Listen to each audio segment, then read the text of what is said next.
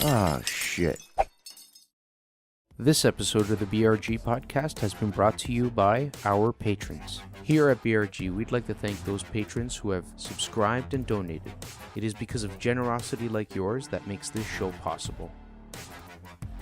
On this episode of the podcast, we talk about this week's gaming news, which is a little bit on the light side.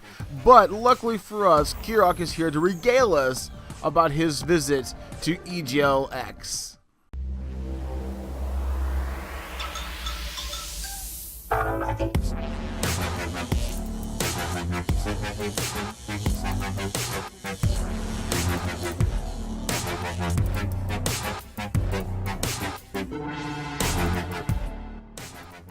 Hello and welcome to another wonderful episode of the BRG Podcast with your host, WarpedJester, and to my left, all tired out from all kinds of gaming phenomena.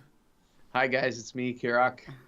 Yeah, How you I am doing, tired. Kirrok? I'm beat, You wore out. man. I'm so tired. Yeah, You were out because you've been But, out partying all night long. I've been out partying. Yeah. Had to cut it short a bit today, so. Yeah, Kirrok's a party animal, and he's a party animal because he has to go out and see fun things that involve gaming that he doesn't want to actually record for us. I didn't bring a recording device. I did, actually, my phone, but. I was going to say, you have a phone.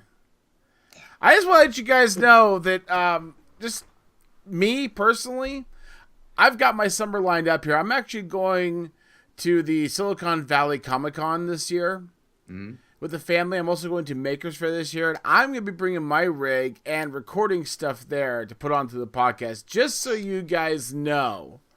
But, nonetheless, I'm actually not here tonight to guilt trip Kirrok as I always do. Actually... Oh, no. Obviously not, no. I'm actually here tonight to tell you all about what's going on this week in gaming news and other news bits and whatnots.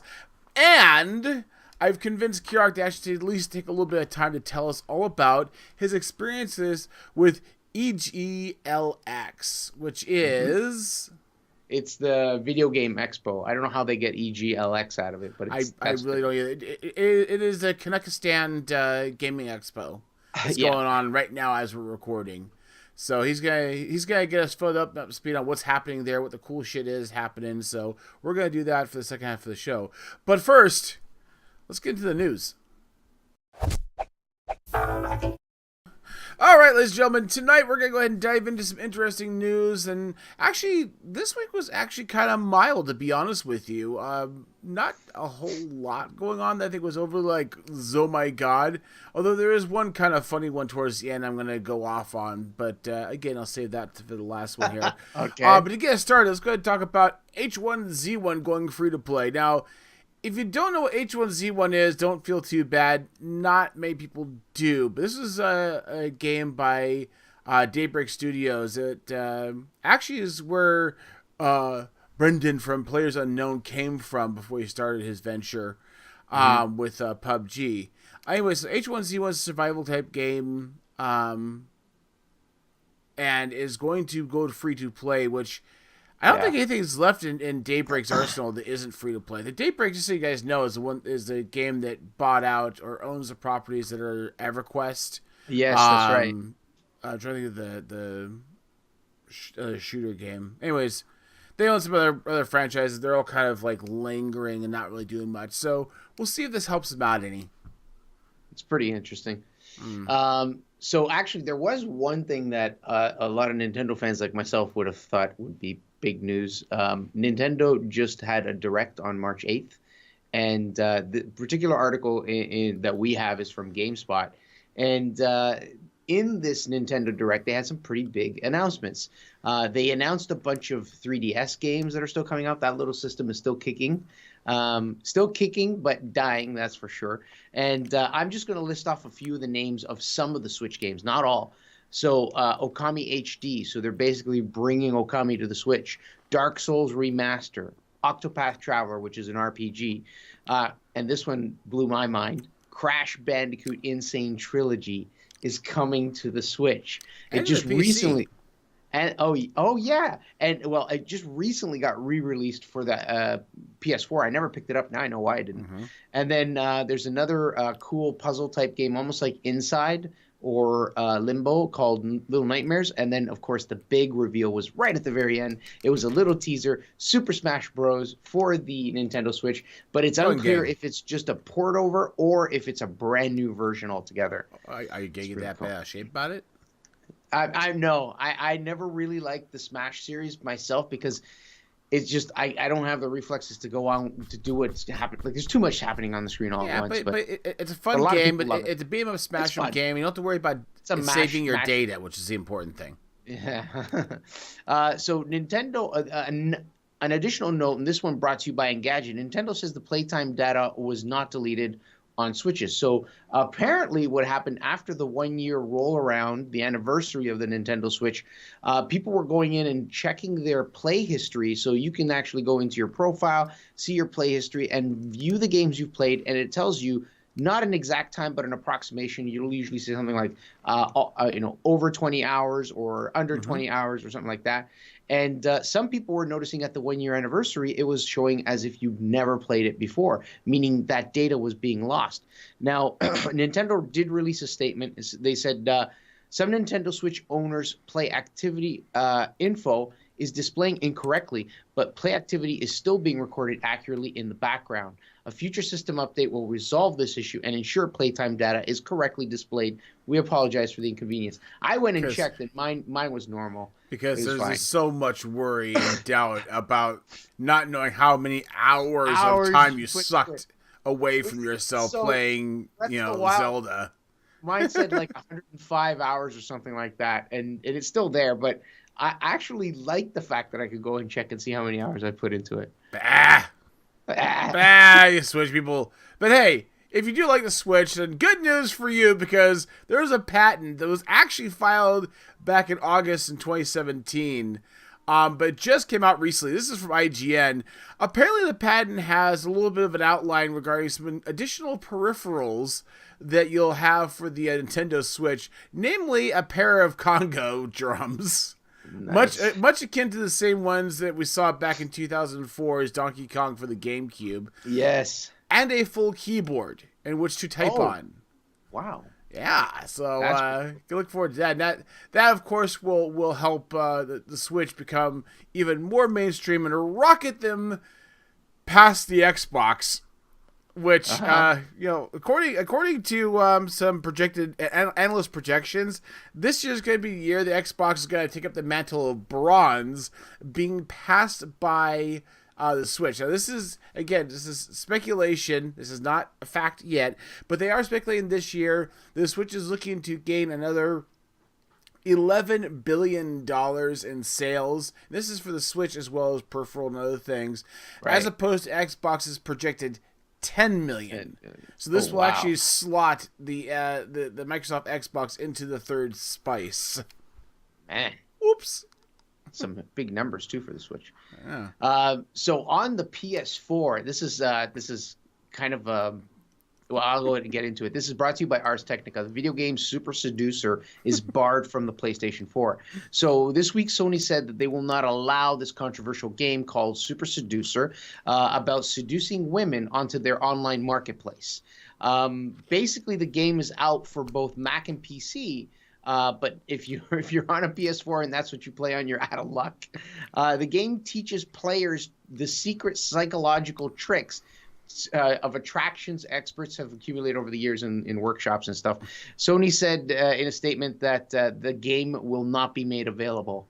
You know what? I think I would stand up with that. I'm like, whatever. Yeah, like, because I've seen other YouTubers talk about it a bit, and it's kind of it's a skeezy game. Yeah, exactly. That's all there is to it. I mean, Leisure Suit Larry had more class. and KirrokCraft actually upset that's not in VR. Well, you know what happened in VR, actually? This article from Polygon tells you how to fix your Oculus Rift. So apparently, broken? A few weeks back, people were waking up and finding that their Oculus Rift no longer worked. And it was due to an expired security certificate that was causing the systems to not work. Yeah, it was causing them not to work at all. In fact, the article shows a picture of what it looks like and what it says. So this particular article from Polygon has a step-by-step instruction on how to fix it. Now, this happened. And one thing I got to say is the guys at Oculus Rift were pretty speedy on it, and they've already issued a patch. So this website will actually show you how to apply that patch in order to get everything moving and working again in full VR. Right. Hey guys, let's go ahead and switch to gears here. Let's go ahead and go to media. Although still gaming spice, which is Nintendo's going to release a 5-disc limited edition Breath of the Wild soundtrack. This is coming from The Verge. So if you guys are looking to get the awesome music that is part of this game, this is your opportunity. There is a caveat to this. Yeah. They're going to release 2 versions of it. One is $1,103. Yeah, I couldn't believe it. This is a limited edition promotional one. They have another one. The other one's like the normal. The other one's a lot more affordable. It's only $700. Sorry, really? $787. The thing that sucks is it's Japan only. Yeah. So if anyone in North America wants, they're gonna have to order it or somehow do something. I don't know. Warp's like, I'm done. I'm going to move on with other news. And this one's actually a bit of a sad note. Former GameStop CEO Paul Raines dies at 53, and this is brought by Polygon. He's the former GameStop CEO, and he left the company back in 2017, late 2017, for medical reasons, and recently has passed away.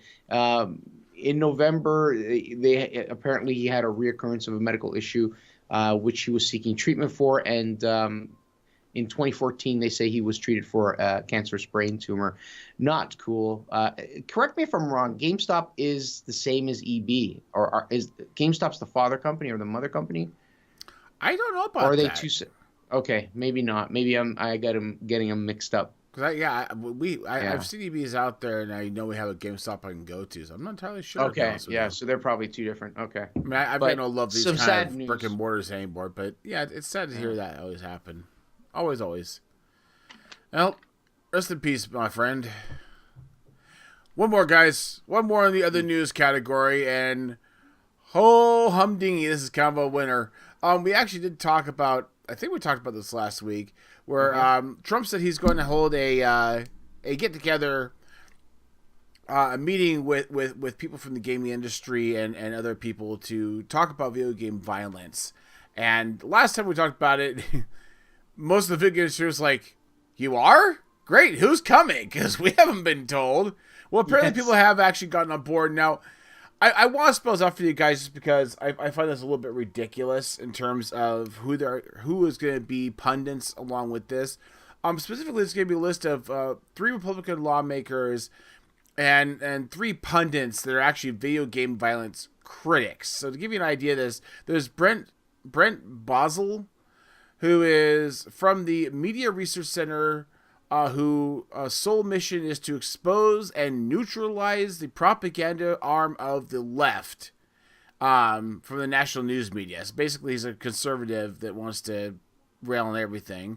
Melissa Henson, who is from the Parent Television Council, is responsible and the Responsible Entertainment Advocacy, who also part of a special report, We're Not in Kansas Anymore, criticizing the Muppets for featuring profanity.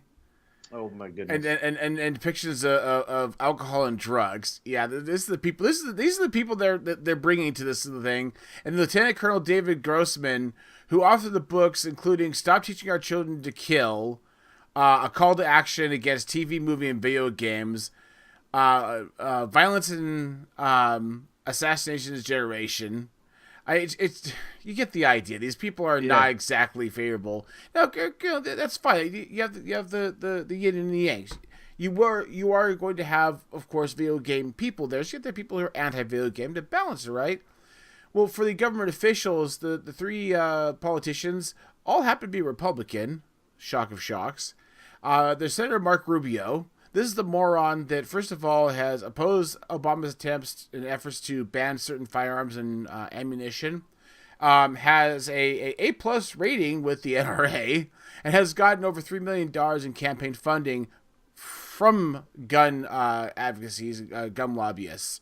Representative Vicky Hartzell, who is a staunch supporter of Second Amendment rights, has opposed restrictions to any kind of right to bear arms and wants to loosen restrictions on purchasing guns. And Representative Martha Roby, who is a gun rights supporter of the National Rifle Association, and supporter of the Gun Owners of America Association. Can you see a theme here by chance? Absolutely. Nothing to do with games per se, but nevertheless. Sounds like a Jeep pie all over again. Oh, Jesus Christ. So these people, these 6 people will be joining Trump's staff to talk about the video game violence. Now, they do actually have the chairman and CEO of Take-Two Interactive, the chairman and CEO of ZeniMax Media, which is the parent company of Bethesda, and the president of Entertainment Software Ratings Board. Oh, and also the president and CEO of the Entertainment Software Association, which is the kind of association that represents a lot of different video game people. So there are going to be some people there. What's going to come of this, I don't know. And this just sounds like your typical political witch hunt. They want to basically grill these people, make them look bad, try to avert the eyes from guns being a problem to games being the problem, because we're teaching our kids to kill. You know what? I have played many hours of Lode Runner. Never have I buried anybody in the ground. I have played Burger Time for hours on end. I still cannot make a burger to save my life. And to be quite frank with you, I have played an obnoxious amount of time with Tetris, and I still won't clean my room. So I'm not really sure games are really affecting our kids all that much. That's just me. Anyways, that's all we got for the news, guys. We're going to go ahead and check out what's coming out this week in game releases. We'll be right back. Okay, guys. Welcome back to another game releases for the Bottle Rocket Podcast with me, Kirok. All right, guys, we have some VR in there, some Switch, and even an oldie and a goodie. And your first game is on March 13th. It is called Golem, and this is out for the PSVR. It's an exclusive. It is an adventure-type game. So this game looks pretty interesting, and it's the kind of game that you could really get immersed into, especially being VR. The premise is very cool in that you're an adventurous kid who's been bedridden because of a serious accident, so you really can't get out of your room, out of your bed, or do anything like that. Further on in the story, you develop a power to create and control stone creatures, otherwise known as golems. And in this way, you're able to see through their eyes and even get to explore beyond the confines of your room. It's a pretty cool concept. I'd probably give this a try. And also on March 13th, we have The Raven Remastered. This is coming out for PC, PS4, and Xbox One. It is a point-and-click adventure. This game is the kind of game that pays tribute to the old whodunit type murder mystery games. The graphics are really clean, and essentially the characters that you play in the game have that sim-esque look to them, which is pretty neat. The game is brimming with puzzles and story, and you guys, you know how I love story. And your next game is on March 16th, and it is Kirby Star Allies. This is for the Nintendo Switch, and it is a platformer game. Kirby is finally, officially making its debut on the Switch, guys. And if you've loved this pink little wad of bubblegum and have been dying to play with him on the Switch, well, wait no longer. It's finally here, guys. The gameplay is top-notch, and the graphics are on par with Mario Odyssey. I mean, it looks fantastic. The game is so damn cute, I might just have to pick it up myself. Okay, guys, and your last one on March 16th is Burnout Paradise Remastered. This is coming out for PS4 and Xbox One. It is a racing smash-em-up game. And for those of you who've had a blast racing in Burnout Paradise back in the day, well, now you can do it all over again at full 4K and 60 frames a second. This game is an oldie but a goodie, just like I said in the intro. This time, though, you get to play with cars and you get challenges. Same as before, but this is guaranteed to result in pileups. Such a good time to be a gamer. Well, that's it, guys. That wraps it up for another week. Told you there were going to be some good ones in there. I'm actually looking forward to the Kirby game. I've never really gotten into one. I might really pick this one up, especially for the Switch. Thank you all for joining me this week, guys, and I will see you again next week. Bye for now.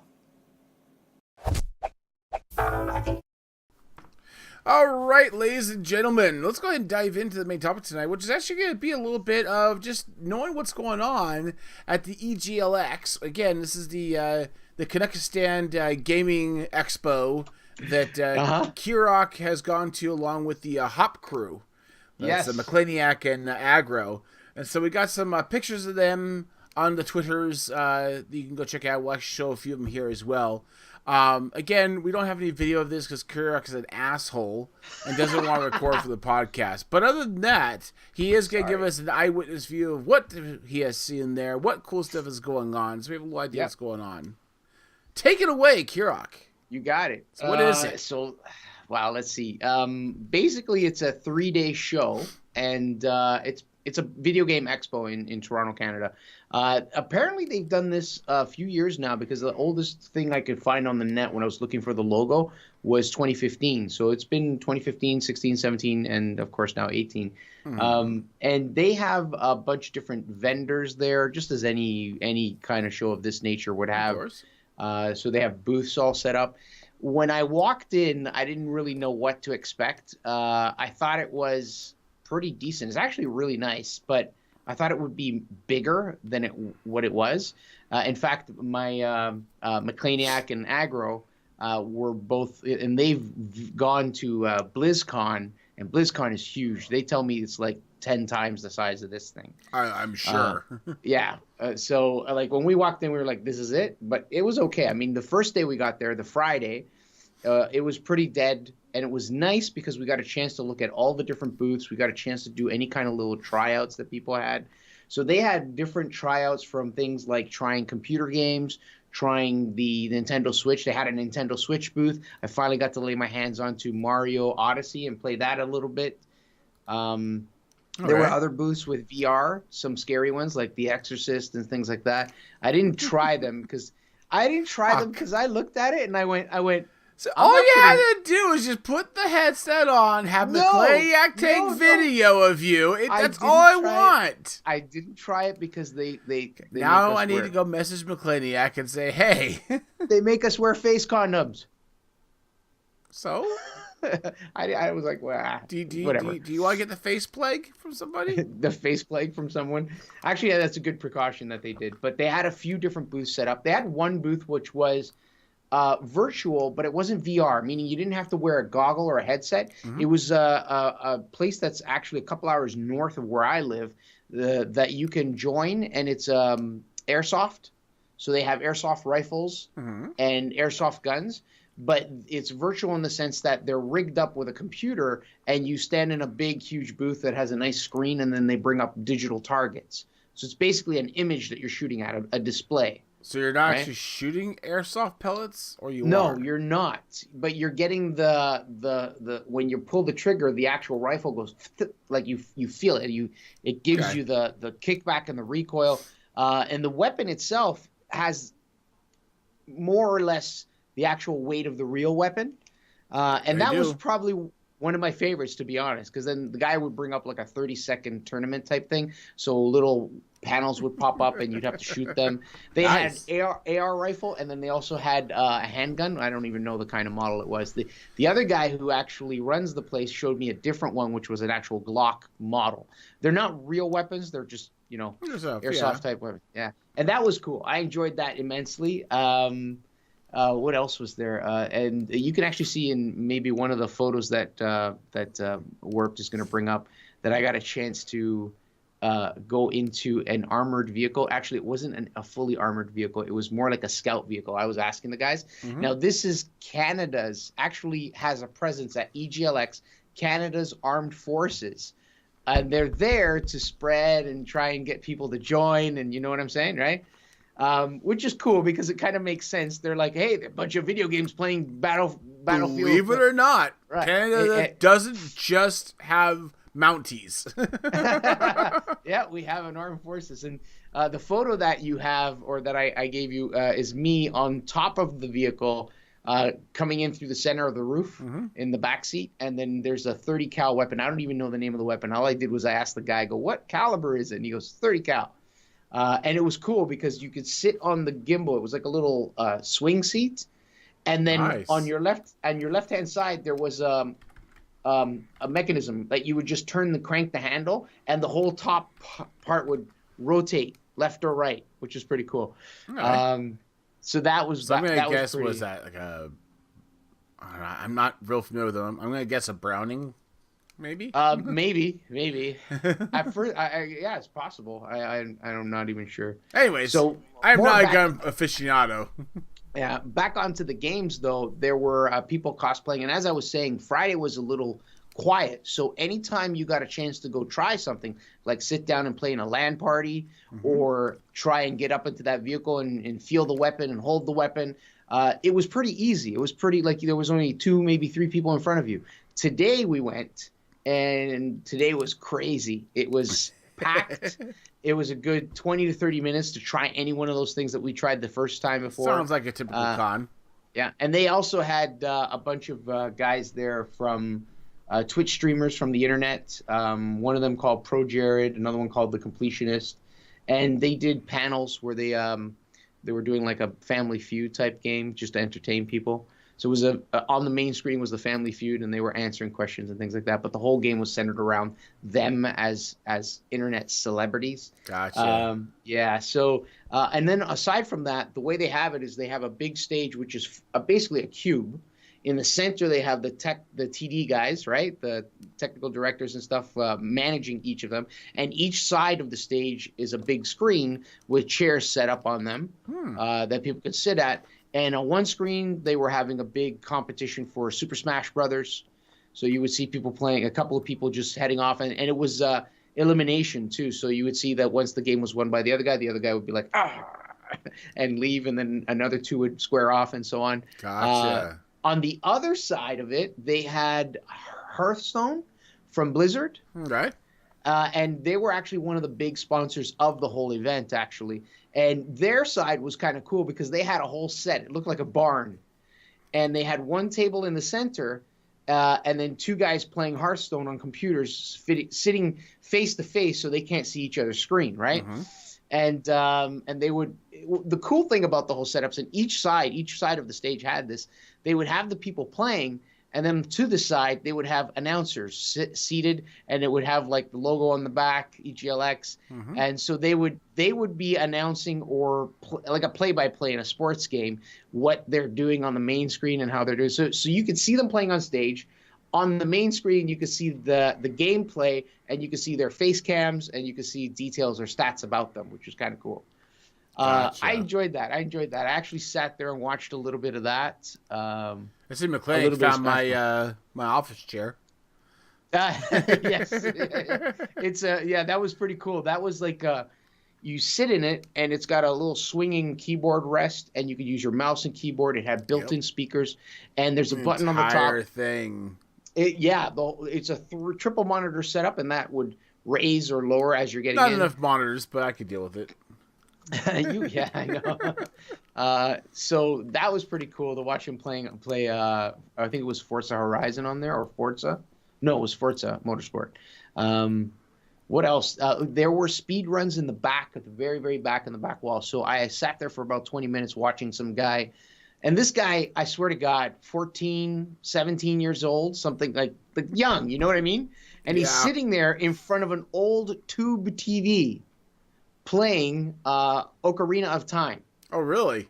Yeah, he's playing Ocarina of Time, and on the main screen, and then all these people sitting behind him on chairs watching. Yep. On the main screen, you can see what he's doing, so they obviously split the signal and put it up on there. And he's got a headset on, and he's explaining everything he's doing. So the game is a classic. People love this game. I've played it on my 3DS. It was a popular-ass game. Yeah.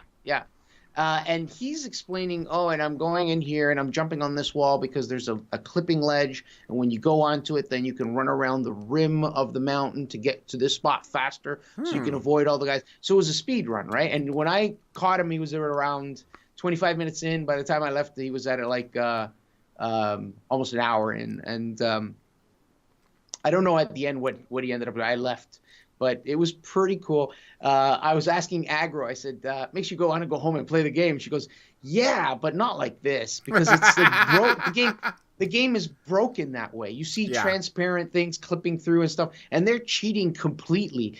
For one point, he was like pausing, going back out of the pause menu, back into the game.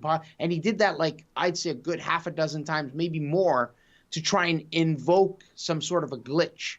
That would then cause him to be able to track through a corner of a wall or something.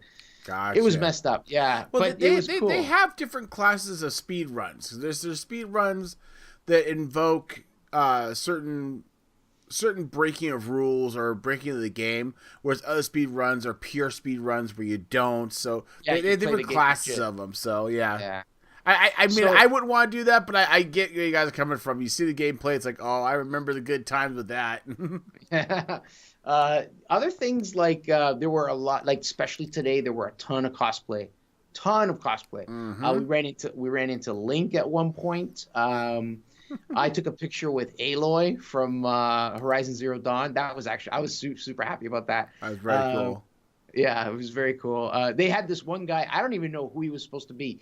He stood off the ground a good foot because he had like these shoes that had a platform where his actual feet would sit on top of it. And he looked like some kind of golden robotic machine. I don't have a picture of that.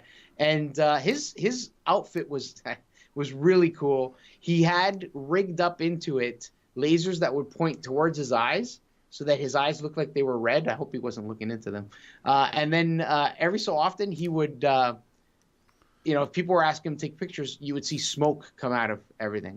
So he had this whole setup covering his face. So people were asking him, and I overheard, he had like a vape unit just hooked up in there. So when people were taking pictures, he would just vape, which was really neat. Very cool. Yeah. And Smash Brothers was a big deal. I know. Yeah. There were a lot of things going on about that. You said they're doing like demolition, or they're doing the elimination competition. rounds. Yeah. Did they talk about the new Smash Brothers coming to Nintendo Switch there? Or? They didn't mention a thing, to be honest. In fact, I went to the Switch booth, and I was being the jerk. So I just said to them, "So you don't have the Smash Brothers game on demo? What's going on? Why can't I play that?" And then they laughed because they knew I was screwing Why around. do you not record these things, Kirrok? I'm sorry. Why do you not record these things? I will accept bad audio and bad video if you actually record things like this. All right. But on the bright side, you're going back tomorrow, right? I am going back tomorrow. So there's still hope. So should we include that in next episode? Yeah, do you have a little bonus clipping for next week? The other stuff that was pretty cool, different booths had different people carrying different items. So I actually spent a ton of money on beard products. Can you believe it? There was a company there selling combs and balms and stuff. And I was like, oh, I like the comb. That's nice. There's a brush. I'm going to get that. So I spent some money there. There was a bunch of others. There were people who were doing anime type art. And they would actually sketch an art, like draw in front of you. Some were painting, some were sketching. And they had their art on display for sale. Aggro bought some tea drawings. So they're paintings. And this lady would actually use tea, and she would stain the paper. Okay. So it would be like, not the whole paper wouldn't be covered. It would be like blotches, right? And then out of those blotches, she would create an ink drawing over it of a character that fits those shades. And it could be a video game character. So I saw Groot. There was a few others. There were some from the Mass Effect series, some characters from there. It was a really cool concept. But there was all kinds. There were like people promoting their games that they were developing. There's one that's actually pretty cool called King of the Hat.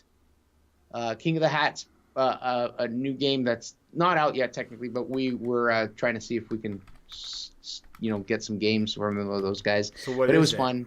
it's basically a game where you can pick from characters, and it's you just fight on each other, almost kind of like Smash, but you have to jump or pounce on the guy's hats to beat them.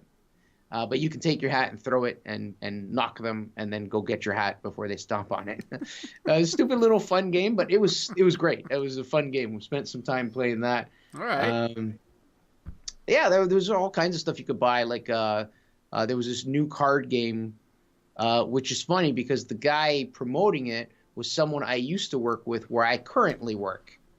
And we met up and we're like, hey, oh my God, what are you doing here? And then he showed me the game and so on. What's so I the might game go called? back and buy it. It's called, oh, damn it, I can't recall off the top of my head. You are a lousy reporter in the field, you know that? Yeah, well, when I don't record, I don't commit to memory. Shit. So, I I know you still have another day to go, but all in all, for anybody who actually lives in Kazakhstan, is it worth going? For what it was $50 Canadian, taxes in 52. I think for 3 days, yeah, it was definitely worth it. Very cool. It was cool because you get to see what's going on. You get to see what people are in that industry, and then other things that are going on around in Ontario too, like that virtual gun range that I mentioned. Mm-hmm. Plus, on top of that, if you just want to stick with the panels, that's one thing I completely didn't even mention. They have panels throughout the whole day. And some of them are panels on YouTubing and tips on YouTubing. Some of them are panels on designing stuff, like for your channel if you want, or games, Very game cool. design.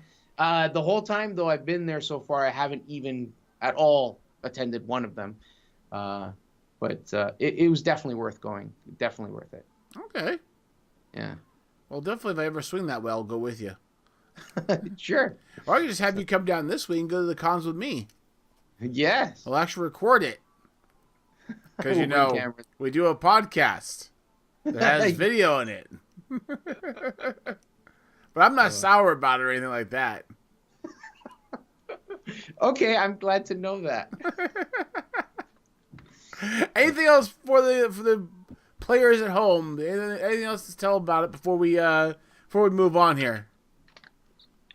Yeah, well, I mean, they had some Nerf arena set up. You could shoot each other. Nice. That was pretty cool. Yeah, I didn't participate though. MSI was there, and a bunch of raffles too. Bell was there, and Bell was raffling off keyboards and mice and things like that. So, Can't go looked like wrong. it was like on Friday when it was pretty dead. Looked like we were going to win for sure, but then all of a sudden this crowd showed up, because you know how they do. They push and give people tickets. Oh yeah. Yeah. Absolutely. All right. Well, Kirok, thank you for the notice and details there. Again, guys, if you're curious about things like this, reason why we bring these kind of things up and we'll tell you about in the podcast, because these are the kind of fun things you can go out to. Gaming isn't just about sitting on your duff and doing nothing. Going out to these different cons, whether they're a Comic-Con or a gaming con or whatever, they're fun things to do. You get to hang out with like-minded people, get off your keister, be at least a little active. I know it's a dirty word for some people, but nevertheless, it's a fun thing to go do. So I'm looking forward to the cons I'm going to this year, and I'm hoping to add a few more. Because I've already got, again, I'm doing the Silicon Valley Comic Con, which is my first Comic Con I'm going to go to. Okay. Maker's Fair, which I absolutely adore and love. I'm going to be doing the California Extreme again, because that's always a blast. And if I can pick up anything else while I'm at, I'm definitely going to do it while I can, because these are fun things to do. So definitely get out there, find a con near you, and check them out. And the small ones oftentimes can be the really fun ones because it's local, it's community. So definitely recommend you check that out. All right, guys, we're going to go ahead and get things wrapped up here, so we'll be right back. All right, it is time for us to go ahead and close up shop here, turn off the lights, and get going on to doing other things, whether it be bed, drinking, or otherwise. So we're going to say thank you very much, guys, for joining us this fine even. We certainly do always appreciate your time with us. We value it. We value you, because you are wonderful people. Well, most of you. Some of you. A couple of you. Pretty sure. But you know which ones you are, so that's all that matters. Anyways, guys, Kirok, my friend, thank you so very Yeah. much for joining us this fine evening once again. Yeah, You got your it's awesome. YouTube channel, which you have content on as always. Again, for the most part, it's content coming from your Twitch channel. That is correct. So if you guys want to see an archive, go there. But if you want to see Kirok live and in the buff, definitely go over to his Twitch channel. Actually, you can't do the buff anymore because the new Twitch rules are now in effect. So you must dress appropriately for the environment that you are working within. The last time I streamed, I was streaming Kingdom Come Deliverance, and there was a part at which you're courting this girl by the name of Teresa, and things happen, and they show quite a bit. Oh, really? So I knew, somebody told me, be careful when this part comes up, you can't let it show. So I clicked it off. So I killed the feed for that on my Twitch stream, but people would still see me from the camera. So I was doing this. I was going, it was awesome. It was so awesome. So basically you're being a cock tease. Great. Hey, quick check in on the Project Singularity crew. Anything happening over in their realm? Nah, not a whole lot. No, they were talking about some shows that they've been watching and through emails. Like every so often, Walden will send an email out going, "Finish this season 1 and finish that show season 2." Walden is hardcore. Walden has like a spreadsheet of shows that he is going to get to. He is. Yeah. He loves that He takes this shit seriously. Yeah. It's good. Speaking of which, as we told you guys a little while back, Kirok is actually going to get most of the crew lined up to join us on the podcast here pretty soon. As luck would have it. So Kirok's going to reach out to Walden and see about getting Walden on as soon as we possibly can. So Kirok will take care of that, just so you guys know. He's on top of it. We said he'd do it. He said he'd do it. He's going to do it. Okay. I'm going to make a note of it. Hang on. Walden, Asher, Sloppy Canadian, all these people here. You see the list right here? Kirok's going to make an honest effort to reach out to these people and get them on, just so you know. Sooner or later, and I'm also really awesome. I'm also trying to get more people on too, but that I'll explain that in a little bit here. Anyways, guys, also want to remind you that Kirok does another show called Hop Along Games, where they do some sofa surfing, answering of questions in the gaming genre. Really fun to watch. If you like to see people sitting on a not couch and answering questions out of a barf bucket, as luck would have it, this is the show for you. And they are a paltry 1 sub away from 40. So how would you like to be that next person to be that 40th person with them? That would be awesome. That'd be wonderful. Make that happen. We're gonna retire the barf bucket though. Uh-oh. Yeah, we want to come up with something different that we can use, but yeah. Maybe not quite as large? Maybe not quite as large. A little bit less barfy? Yeah, you got it. I look forward to that. I need to catch up on the most recent one. I haven't watched that one yet. My friends, I have not gotten around to doing much of anything for my own channels. I do want to point out that I do have a Warp Moto channel. The only reason why I bring this up is because I spent today pretty much going through all of my ride footage, picking out little clips of funny and or stupid things that have happened. So I'm still going through. I have a lot of. I record my commute every day, so there's always those little clips of people going over lines, running stoplights, etc. So I'm trying to get all that stuff together. At some point, I am going to sit down and try to get some more content and clips and whatnot put up on this. So if you'd like to see some shitty moto vlogs or some beautiful ride videos, or if you want to see some random ass clips, I will try to get some more on there at some point. I'll let you guys know when that happens in case you're interested. This is a very passive channel for me, so it gets love when I have time for it, and it gets ignored the rest of the time.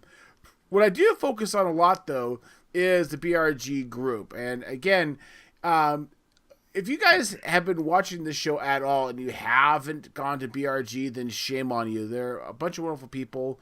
We do have a website, but it's currently under construction because we have big plans for new facing and all that. I have no idea what the status of it is. I apologize. But if you really want to keep connected to us, you're probably just better off to go over to Discord here and chat at us, because that's what we like to do. We like to go chat in Discord and have a good old time posting pictures of, like, giant cockroach cakes.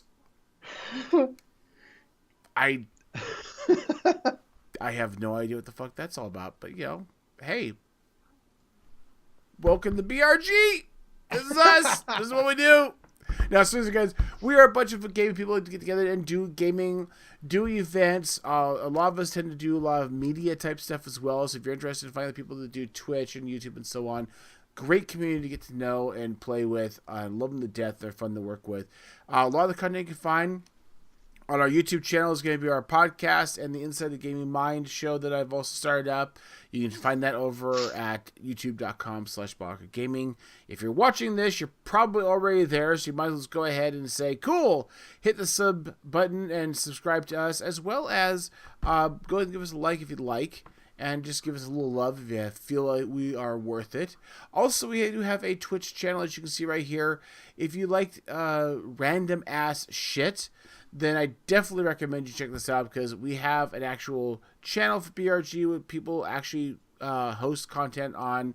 We also host other people's channels. Like right now, we've got Ruark playing, and you can join him and see what he's doing in the Minecraft world. We do have a lot of other people who do a lot of stuff as well, so definitely check that out. And of course, last but not least, as always, if you guys have a few dollars to pitch our way, we do appreciate it. It does help us out very much. Helps pay the bills, as well as allow us to do fun stuff for the community. All money goes back into the community.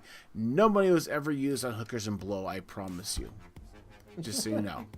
Anyways, guys, thank you so much yet again for that wonderful thing, and we'll be back next week with I don't even know what or who or where, but we will be back nonetheless. Yes. And we'll let you know what's happening that week in gaming news. So for now, night-night. Bye, guys.